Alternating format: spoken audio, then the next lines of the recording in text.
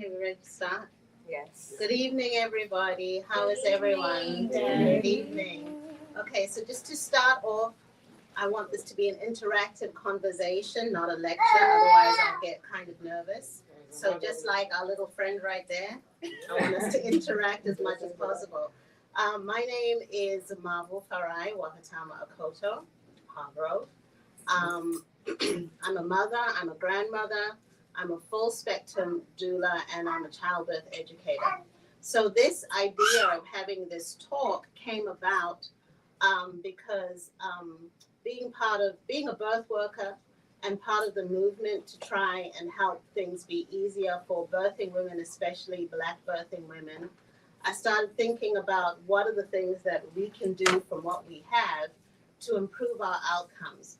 One of the things that I've often thought about is what would happen if we could take some of the things that we had pre-colonially and bring them forward. Like, what is it that we can bring in the spirit of Sankofa, which is very important because we're in the Sankofa bookstore, to kind of bring,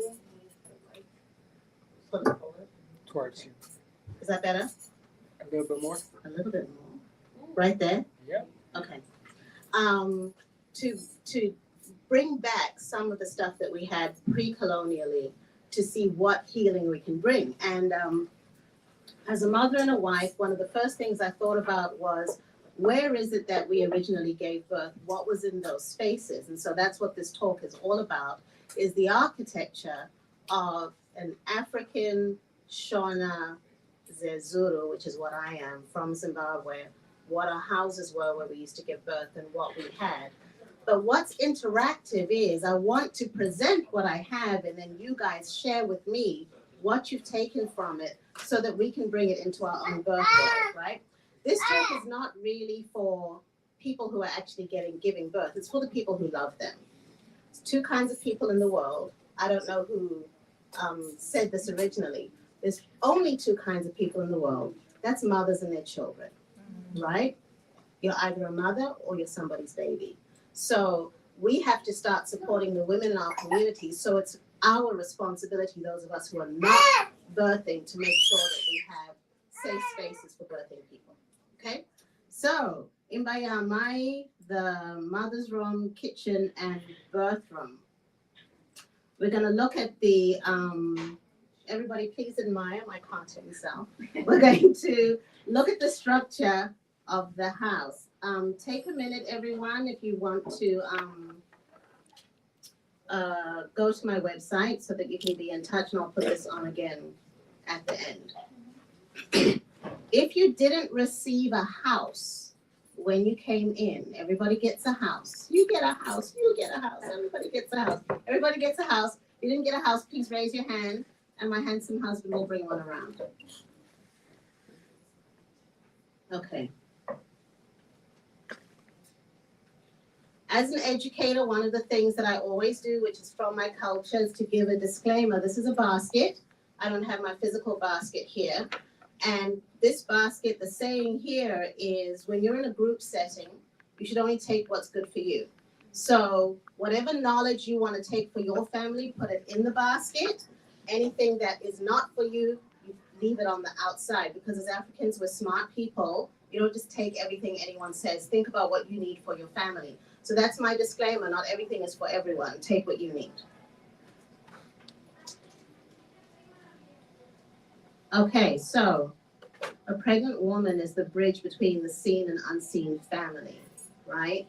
So pregnant women are really important because we can never be ancestors if we don't have pregnant women, which is really important. I hope everybody wants to be an ancestor at some point. So I found this picture of a living bridge because that's the representation of the woman to me.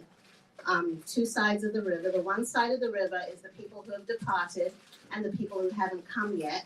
That's the unseen side. And the seen side is us right here and now. And the bridge between the two is the woman. A living bridge, as you can see, that could be really easily destroyed. It's very, very strong, but can be easily destroyed if it's not in the right environment, in the right circumstances, which is why it's important for us as caretakers of the mothers in our community to be the ones who are responsible. Because I hear a lot of, well, mothers should do this and mothers should do that, and you need to eat healthy. And this is really my challenge to everyone who's hearing this, that it is not their responsibility, it's our responsibility to make sure they're okay. I'm going to open up this question. How do our modern standard birth practices honor the fact, do they or do they not honor the fact that the woman is the living bridge? Like if you look at a hospital, we have Howard University Hospital down there. As a woman going into labor and delivery, is there anything that honors her sacredness as she's going in? Anybody, or is there anything that does not? Does anyone want to add? Or I was gonna say no, you're going to say no? Why? but it's like a rush, and it's all, it's more so business focus, it's focused on the healthy delivery of, for the forthcoming child and the mom. Right. The That's medications are pushed, and, it's more focused on protecting the hospital than it is the mom. that's exactly it. The hospitals are set up to protect the hospital, not to protect the mom. They're definitely not set up for us, which is why so many of us are dying and so many of our babies are dying, because it's not even a space that's set up for us. Anybody have anything else? Hey, Mama Chinyeri, can you give Mama Chinyeri a house? Anyone else have anything they want to add? Okay. Okay, so building the room. Everybody has their little house. We're going to talk about how the house is built. When, in Shona culture, traditionally, when somebody gets married, the first building that is built for the family homestead is the kitchen, which is the mother's room. Our kitchen, there's a nice picture of one right here.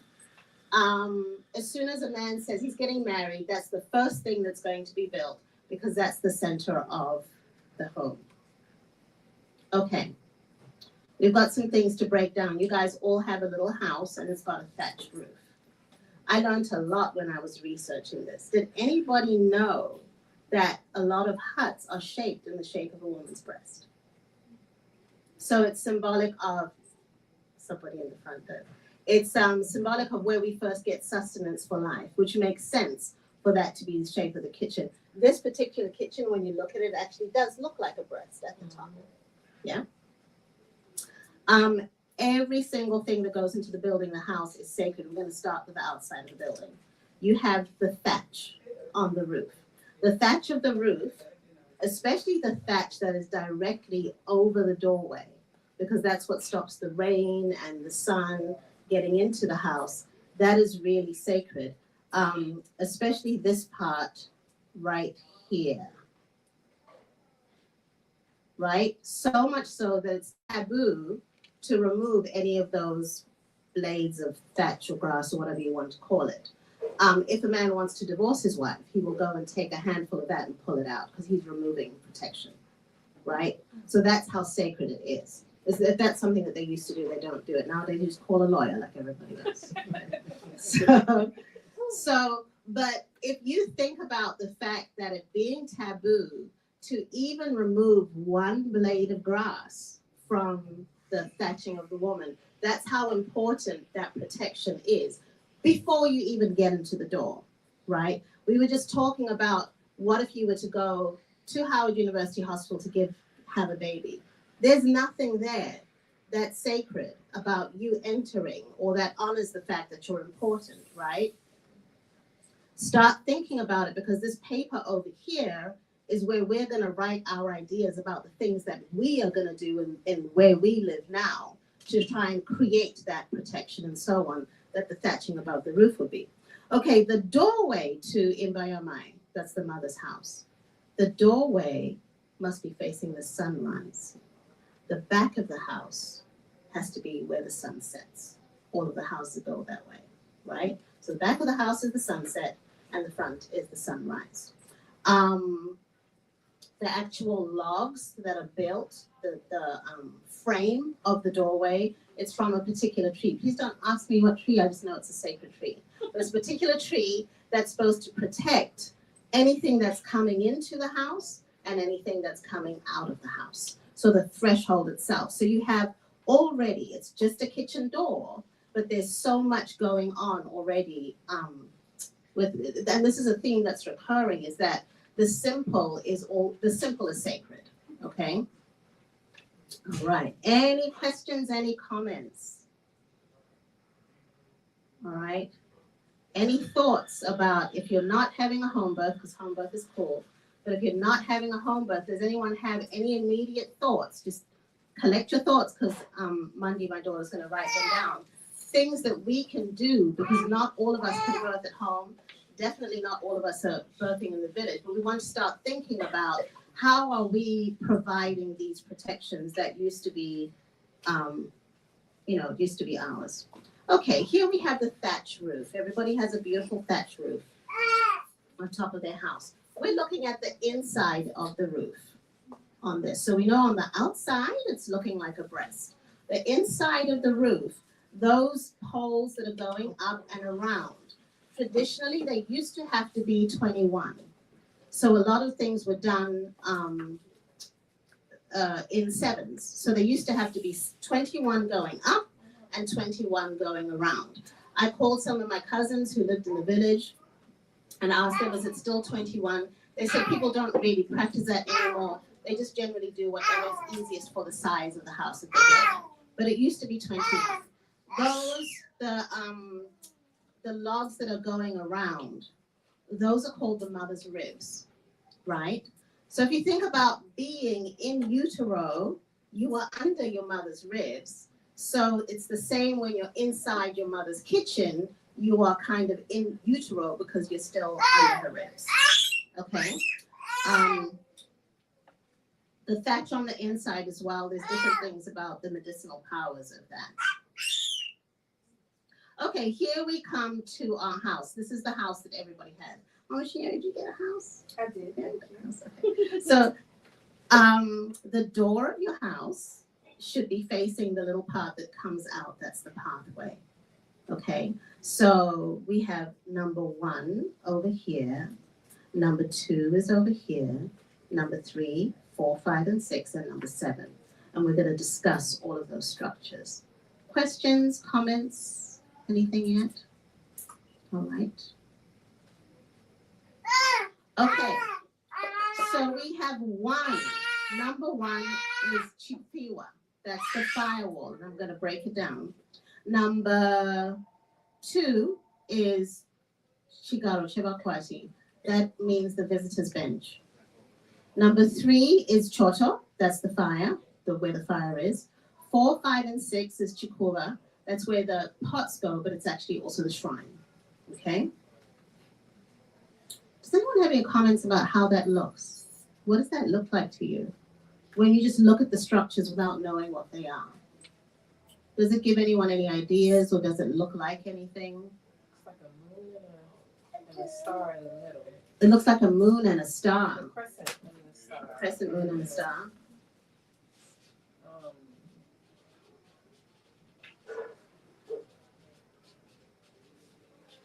Anyone else? It's not a trick question. I'm really curious. Don't be shy.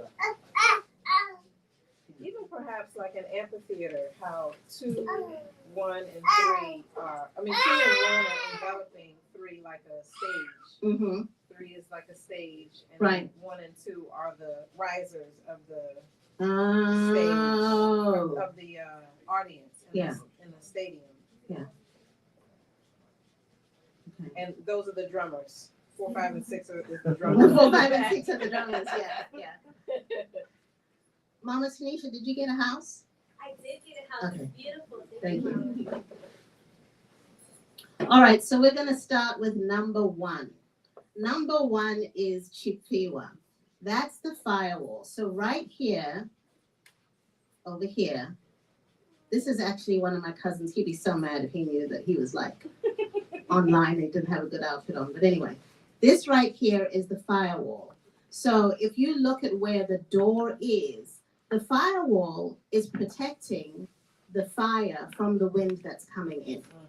Okay? This piece right here is also sacred.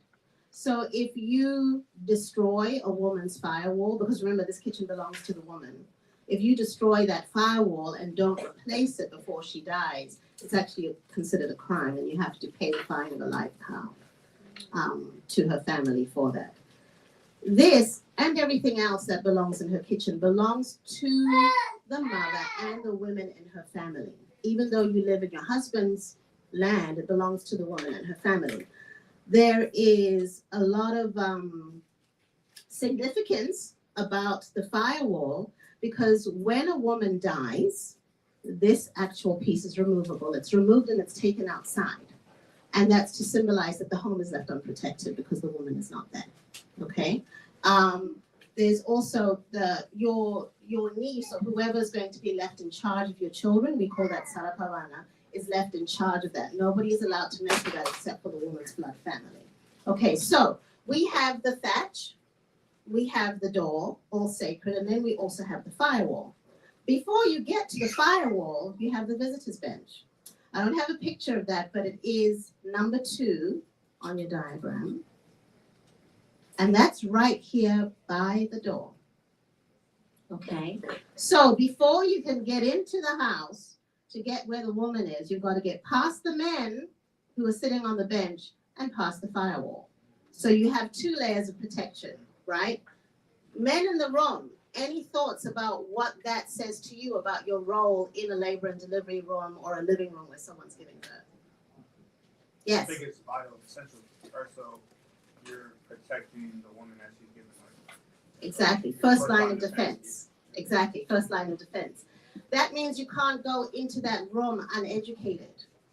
You can't go into that room not knowing what all the hospital policies are, what you're going to accept and what you're not going to accept.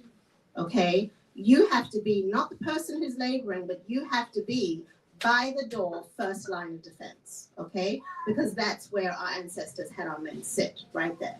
It's a visitor's bench, it's not your house. You're visiting, but you're also providing security. Okay, so the men are within the hut, because that's where you come in to eat as a guest, right? So you have the chifiwa. So, for example, my grandmother or whoever were to cook, you cook and then the men's plates are put right there because they're kept warm by the fire, so it's also warmer. So you are on part of the room, but you're on the periphery. You are not central to the event, okay? This is really important and why we actually need men having children and not boys.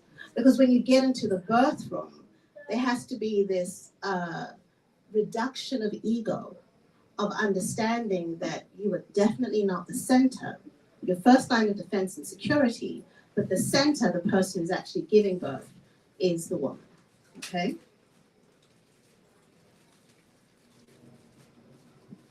Okay, here we have the fire. This is a fire without a firewall in front of it, just so you can see. The fire that's in the middle of the house, again, is circular, perfect circle in the middle of the room. If it's ever put out, must never be put out with water, because that symbolizes a cooling of the house. The fire is the strength of the home. The guardian of the fire is the woman. So it's really important that that is kept burning. They say if you extinguish that fire with water, you can make the children sick in the home, right? I think of this as the health and vitality of the woman who's actually giving birth, is that fire in the center. Also, if you're keeping the fire going, then the woman is able to keep the family fed. Okay? Comments, questions, observations? Could you speak to like the elements, like the significance of fire and significance of water, like within the home? Like, why is it that fire is associated with protection and water is with the woman? I'm not sure why, but what I am sure of is that in all of the houses, all of the elements are present. Mm-hmm. So you have earth, like the floor, a lot of it, the walls are made of earth. You have the fire in the middle, and we're going to get to the water where the water is as well. Mm-hmm. So I don't know what the significance is. You guys tell me. What do you guys think that's about? What's the importance of fire and why fire? And do you guys think it's important? I know I think it's important, but do you think it's important to have those elements in a birth room? do you need water, fire, and earth? Do we even think about that? Yes. Yes, Mama Chinyeri, I'll put you on the spot. In yes, all of those. Well, there's water that the baby is incubating in, Right. and certainly from a health standpoint, the mother needs to stay hydrated throughout the birth so that she can have the stamina. And then there is the fire that needs to be stoked. It doesn't have to be a hot fire, raging fire, but it has to burn, and it has to burn consistently to keep the labor going. So that's a like a hot energy Mm-hmm. that keeps her going. I would even say that the air is like the euphoric is misplaced. Is the dazed and disassociated mindset that the mom gets into. Goes into when she's in the zone. Yes, if she's Yeah. in a good place. Yeah. Good physical place and good heart place, good mind place, then she zones out. And I would say that that's like the air Mm-hmm. in the birth room. Mm-hmm. And then the earth would be that which grounds her, which would be her peoples, Mm-hmm. whether those are peoples that are seen or unseen. Mm-hmm. You said fire, earth, water, I think that's all. air. Yeah, so that's the Yeah. four. Yeah. That's the four. That's a really simple thing to think about bringing into a birth room. Trying to find a way to represent those things in the room. Most places you can't take like a live candle. You can take little tea lights. There is something very soothing about some kind of fire or flickering. Interesting that you would say that when a woman's in a zone that's the air. The Shona word for your spirit is air. Yeah, it's the same thing. Mama Thea, hi Mama Thea, you get a house. Hi Aini. Hi. Okay. So we have the fire, and the fire is in the center of the home. Now we have 4, 5, and 6, which is kind of this multi-level thing called shikuva. So guva is the word for a grave, right? So you're probably wondering, why would you have a grave in your house? Welcome. How are you? You're gonna get a lovely house from my husband. He's gonna give you a house. Don't forget the roof. Okay. So remember I said the first thing that is built on the homestead is going to be the woman's kitchen. So what happens is, before they finish building it, the structure is up and everything, the husband and his brothers will go to the elders in the family and tell them we're almost finished building the house. They then go to the oldest relatives' graves, take some of the soil from that grave, and they put it on top of this structure right here, underneath where the pots go. And that is making it sacred. So this actually is where we keep our pots and pans, but it's actually your household shrine. So in the kitchen is the shrine. That's where you make your prayers to the ancestors. That's where you ask for things. It's also the place where you're presented when you're born. It's also where your coffin is put when you die, right? So this actually, I think of it as kind of like the closet in Narnia. This is your portal to the ancestors through the mother's room. Okay? So again, the simple is sacred. It's also where mom or grandma literally keeps her pots and pans. It's where the family comes if they're having private prayers. That's where they come and they have prayers or they ask for things.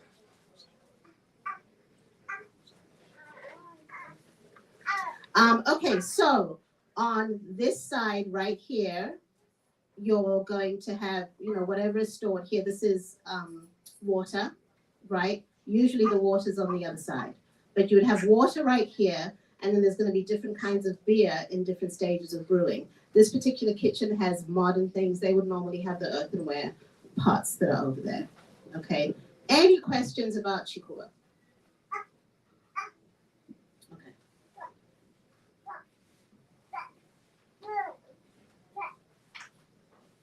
Okay, so we talked about this. So, and the chikuva is broken up into three, like the height of them differs for every family. So you have the very small one, the middle-sized one, and the big one. And usually the one in the middle is where your pots are going to be.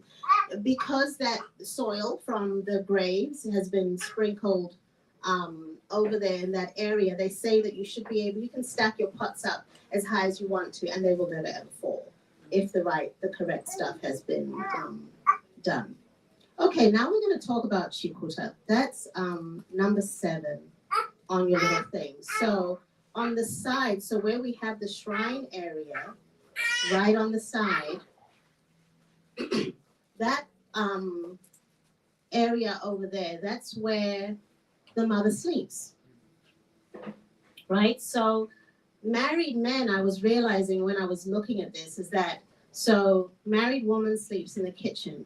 There's a different house for unmarried girls. There's a different house for unmarried men. That means married men are homeless. Right? You have to be behaving correctly to be in your wife's room.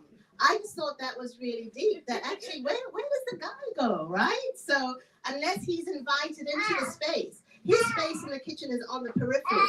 So in order to come to the sleeping space next to the shrine, right, you have to be having a good relationship. I think that's also really important. I just wanted to know that because that brings me great joy. Okay, so let's talk about this area where the women's area, because the women sit there, that's where you sleep. You'll be sleeping there with maybe like the little girls or the babies and so on.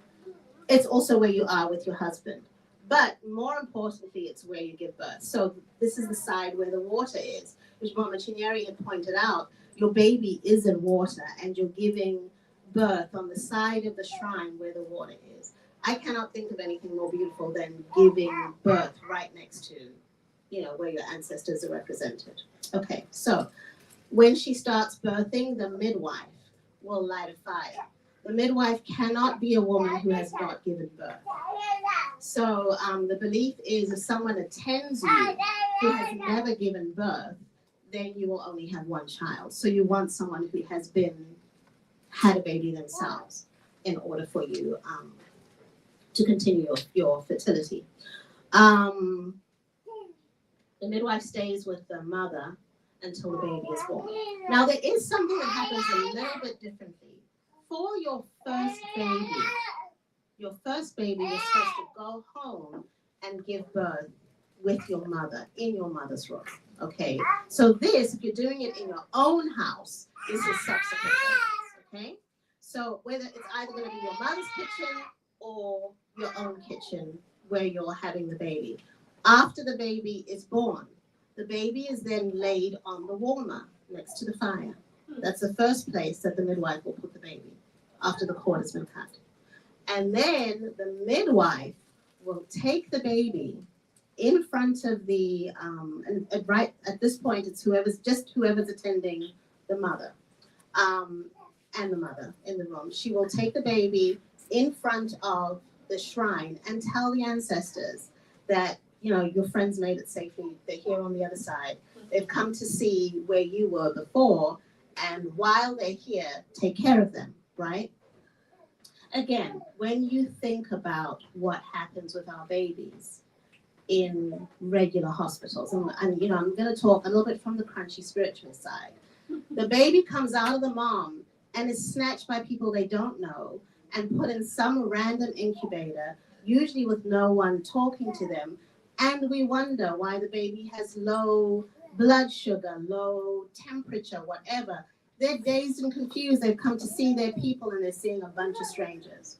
And nobody is honoring the sacred journey that they just made, right? Again, we're going to open this up so we can talk about what are the things that we can do to change this in the environments that we're in.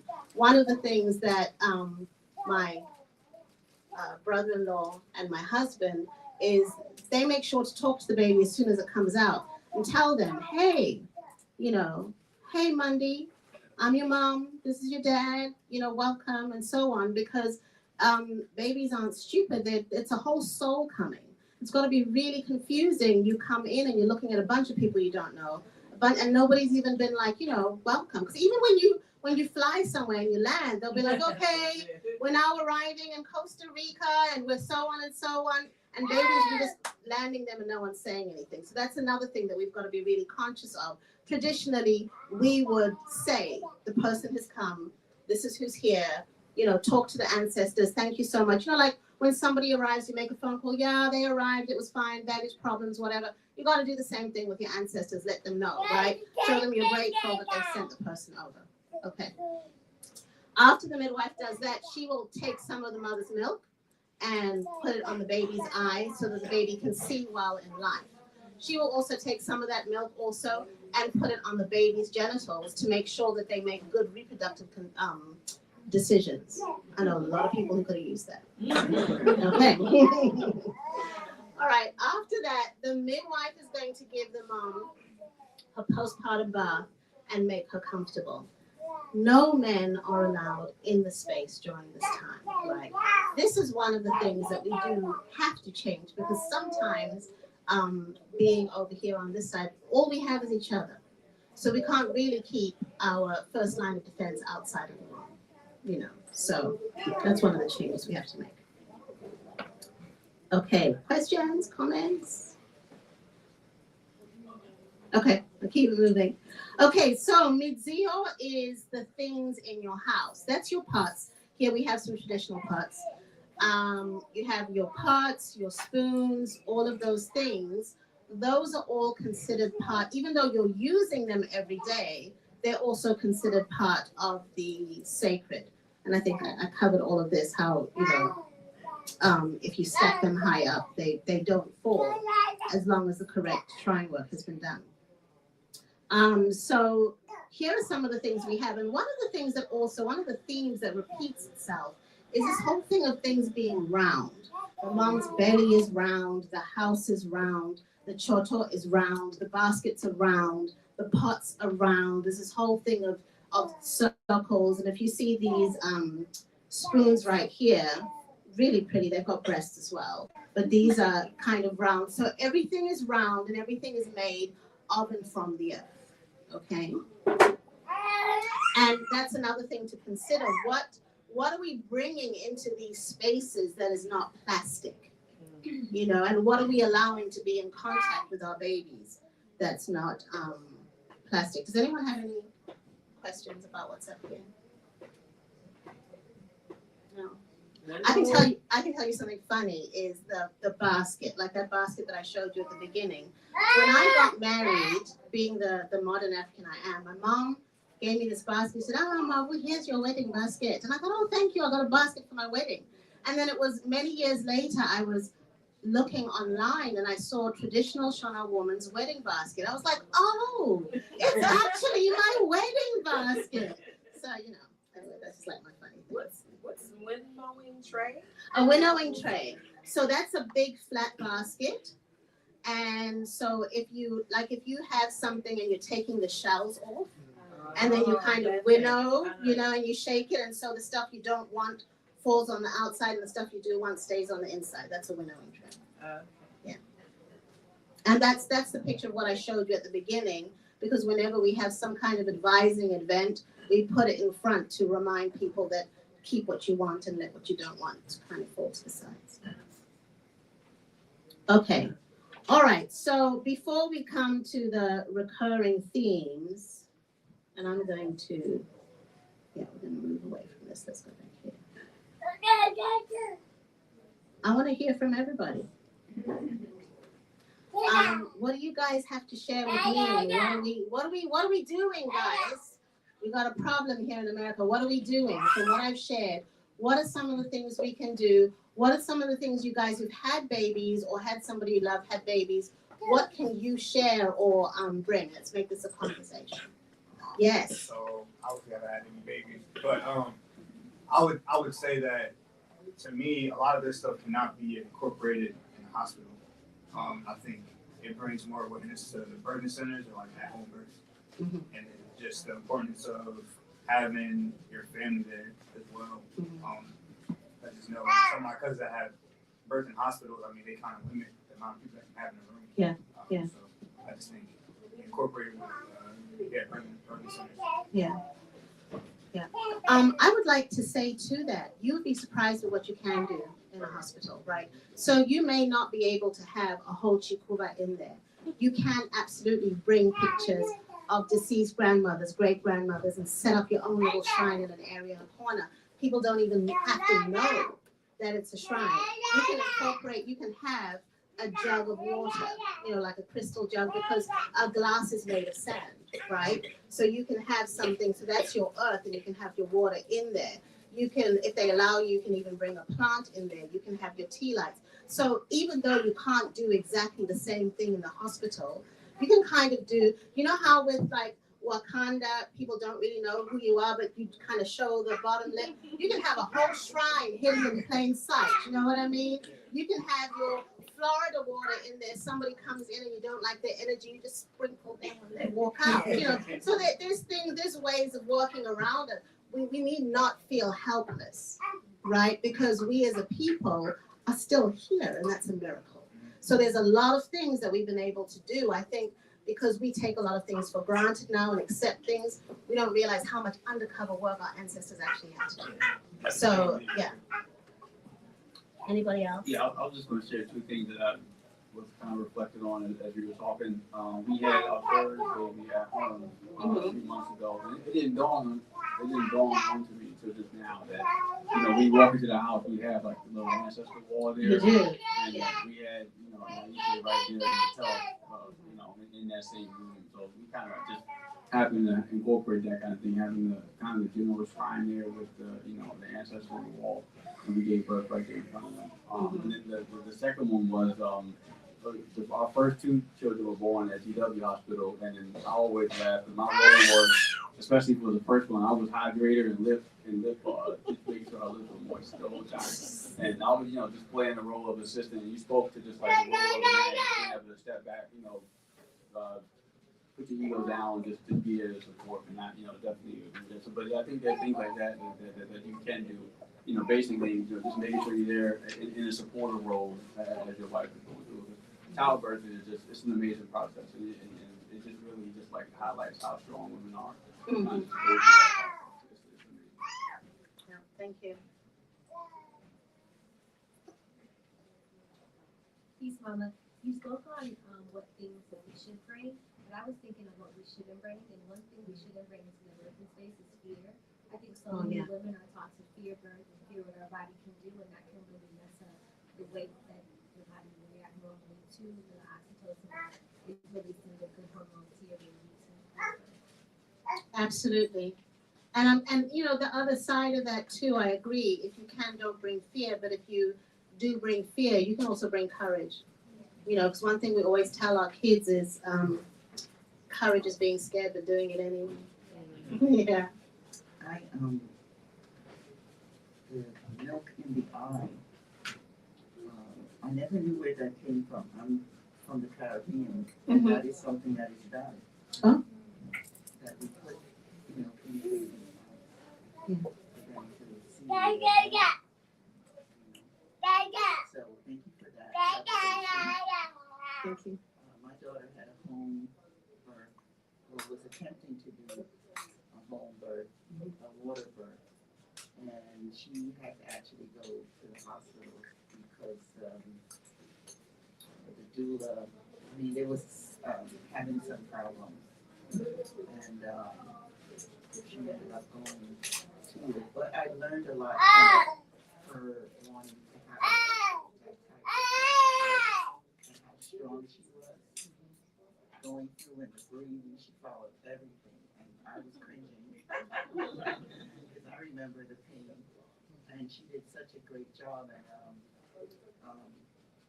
I think that her second child, she was able. I think she did it at the hospital, but they did have the doula went with her the first time and the second time, but she did it in the hospital. And it is a whole different setting. And for her, she really, set everything up. She and her partner, the room, the ambiance, everything. Yes. It's a big difference. It does. It makes a big difference. Thank you for sharing that. Yeah. One of the things that I want to say about our own kind of traditional science or technology is they do know now that colostrum is full of antibodies, right? And so in modern America, as soon as the baby's born, they're putting antibiotics and all sorts of things in the baby's eyes. We were doing it already. Mama Mamu. Yes. I always get so, I guess, mesmerized when you speak because it's, you know, the storytelling and it's like I'm thinking and feeling and visualizing everything and processing it like how it has moved in the future. And what I loved about how you broke down all the symbolism in the family home is that it brings a simple purpose to like spirituality Yeah. and function. Which makes it so it's so easy to do So that. easy. It's so easy, and it's such a healing. It's such like the progression is in the healing. The progression is in the remembering and making it just as simple as it was 500 years before we stopped doing that out of force. You know what I mean? And it seems it's just great. I love this. And I think each section actually It's on, lecture. yes. Yeah. Because you can go into so many like deep spaces and how that's done. The other thing is hearing this mama from Trinidad talk about her process and what she remembered as birth and what her daughter then experienced at birth, and then when her, she has granddaughters, what they will experience in birth, it's a whole different situation as well. Because I remember my mother, both my brother and I were C-sections, and I remember having Ani, and my mother was like so like petrified, and so scared. And it's not that, but that's the experience that she had. That is what most modern women experience, and the ability to shift that is very powerful, and I'm excited about it. And just thank you so much. Thank you. One of the things that I feel with the simple being sacred is you hear people say a lot that, empowering and so on, but when you stop kind of outsourcing, like if you think about the fact that you're the first shrine keeper as the mother of the house, your bed is you're so important that your bed is put right next to the shrine, and you kind of have what you need and the healing within your home. You no longer have to even think about the word empowering, because you know that you actually embody power. You are power, because we had everything we needed, and we kind of have to find a way to go back to it without complicating it, and also having this innate understanding that nobody can speak to your gods, your ancestors, better than you directly. That nobody has like a special thing for it. Just everything we do, making breakfast, washing, all of those things are spiritual, things. Anybody have any ideas about, like, from what they've learned, or anything that they are going to incorporate or want to incorporate, or how does this make you think any differently about people around you who have given birth, are going to give birth, your future daughters, and so on?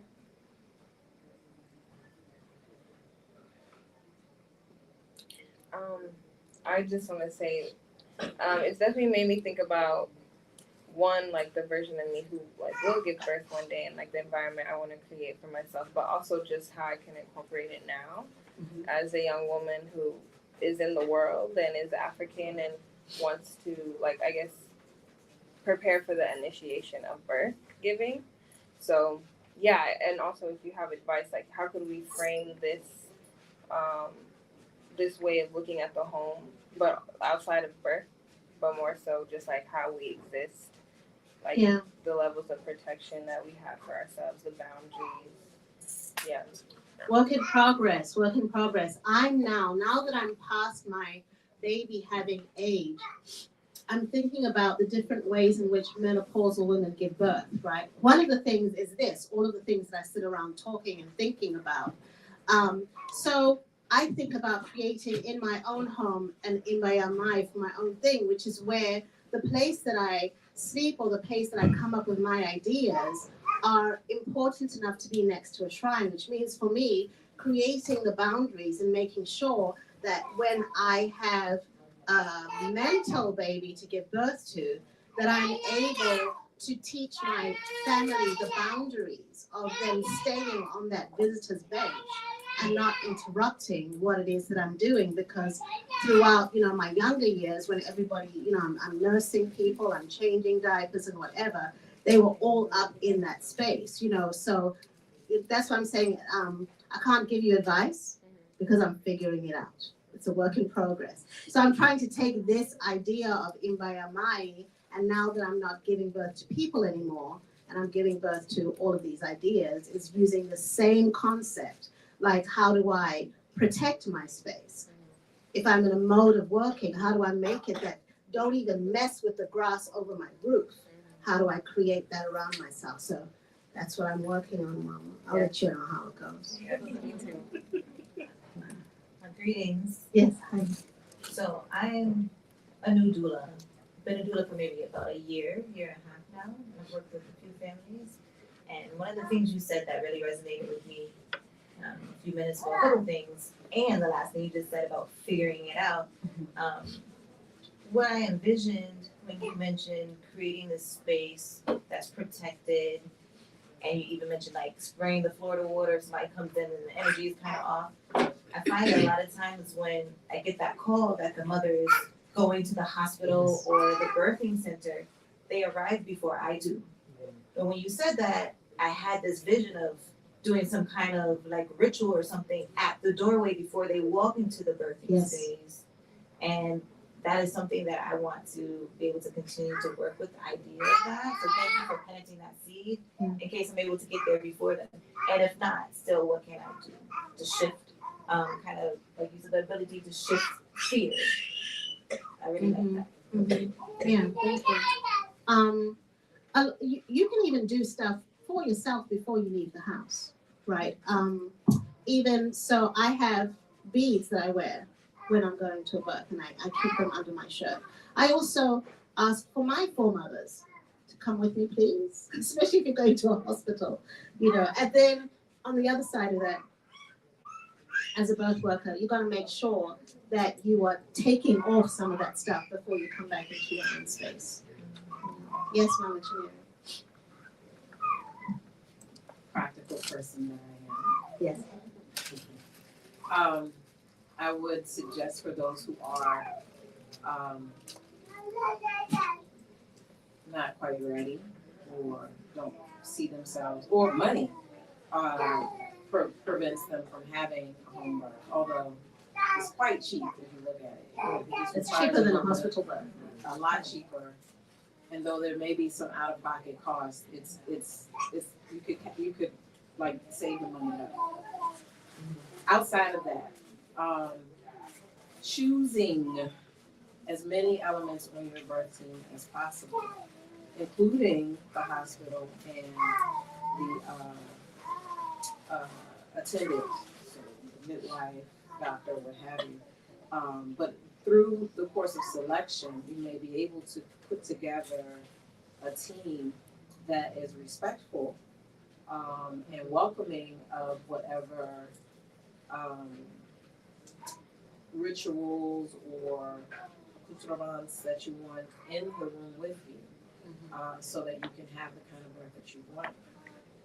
But that requires not just saying, oh, I'm gonna go to the one that's closest to my house. Do your research. Right, or not going to the place that has the C-section rate of 50-60%, right? So you gotta ask questions just as much as you put into finding the new restaurant that you want to eat and looking at the reviews and all of that, or the energy that you put into buying a car and how much research you do that. Don't just go to the place where all your friends went, or don't just go to the place that's closest to your house, or I don't know, that is first on the list for your insurance. You may have to change your insurance, or again, especially for a birth center or home birth, the cost out of pocket is not prohibitive.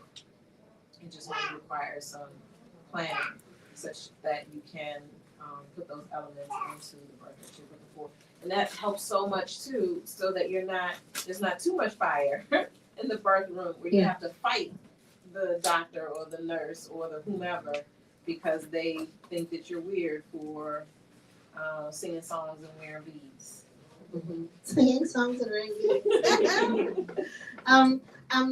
Speaking to the whole home birth piece, a lot of people are like, well, maybe not for my first baby. That's when you need to do the home birth before they start slicing and dicing you, right?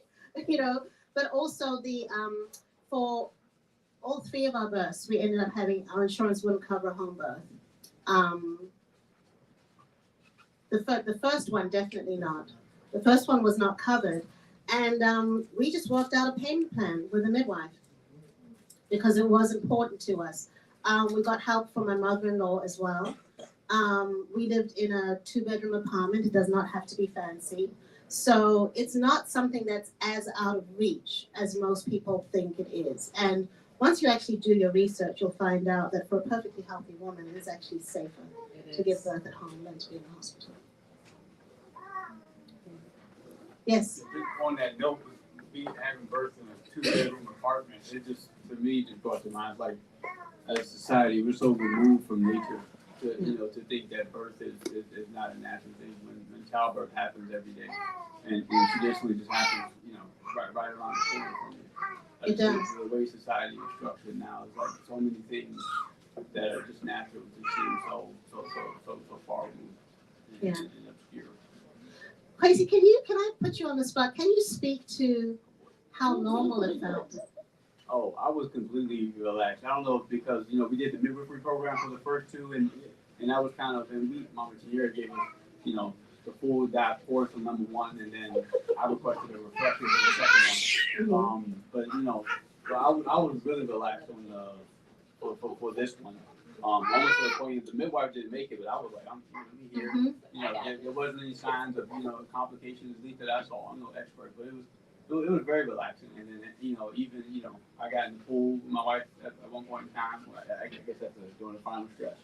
And then just afterwards, it was like even better than being in the hospital. The doctor isn't, they aren't coming in every 20 minutes to check on you. You're not signing papers, mid labor. Maybe just lay down on the couch, you go to the bedroom. They're just, really relaxing. Afterwards, I feel like I just became the biggest home birth advocate. Yeah.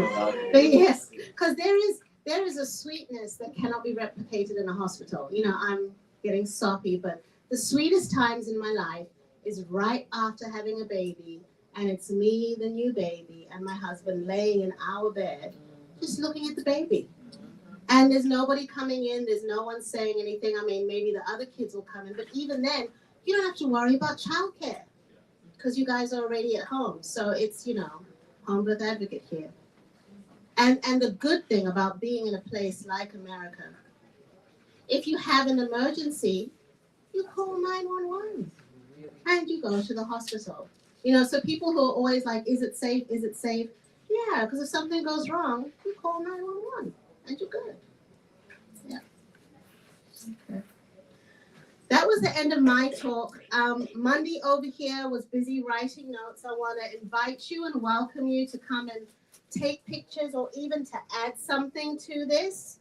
If you want to write something down, something you felt, something you thought, I'm going to start keeping these. Please stay in touch with me. I do classes. I'm also a childbirth educator. I recently became a certified evidence-based childbirth educator. So if you're having a baby, send them my way. I can do the whole course. Also, if you're a birth worker or if you're a nurse, you can get continuing education credits for taking the classes.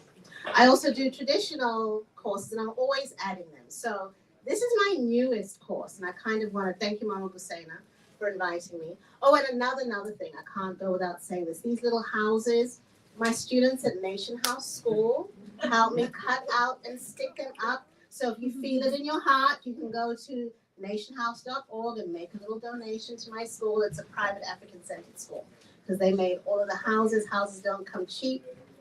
Mortgages are expensive. So, if you want to make a little donation to my kids at Nation House.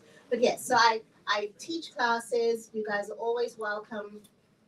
I also, for free, if you want, you can send me a message if you just want some questions answered or something like that. Okay. Does anyone else have anything to add or that they wanted to share? I'm so honored that you all came out to kind of explore my ideas. Yes? I'm gonna add to my crazy list of one to do things and try to learn about building one of these huts. But say he goes. Yeah. You know, I was thinking I should phone Quasi and ask him, and I was like, no, if he comes to the talk, he's gonna want to do it. So, yeah, I definitely think that we should. I'm also thinking about having a family birthing space that we build. Quasi, you gotta talk. Yes. Yeah. Let's do it. You gotta do it.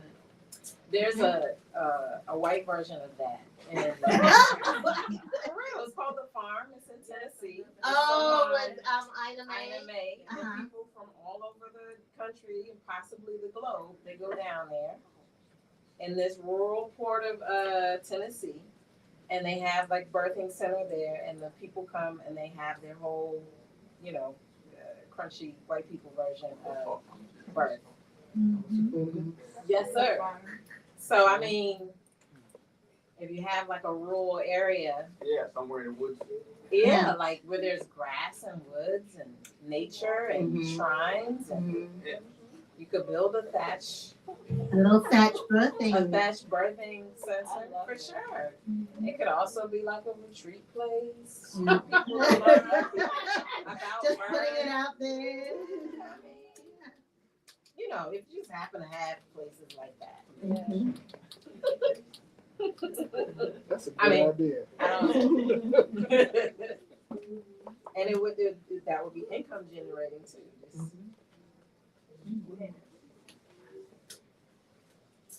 Okay, that's it. I'm done.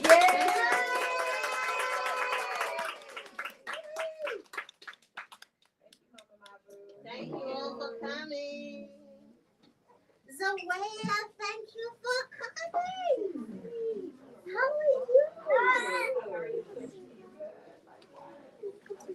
Zoea, what is this? Looks so beautiful.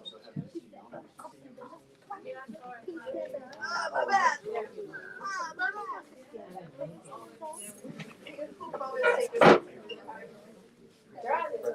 Thank you. What's your name? Just speak. I'm not the one. Nice to meet you.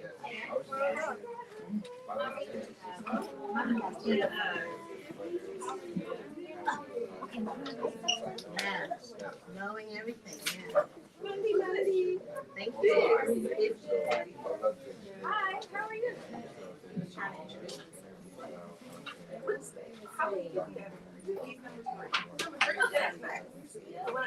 Thank you so much. Yeah. Get in touch with me via my website. You know what?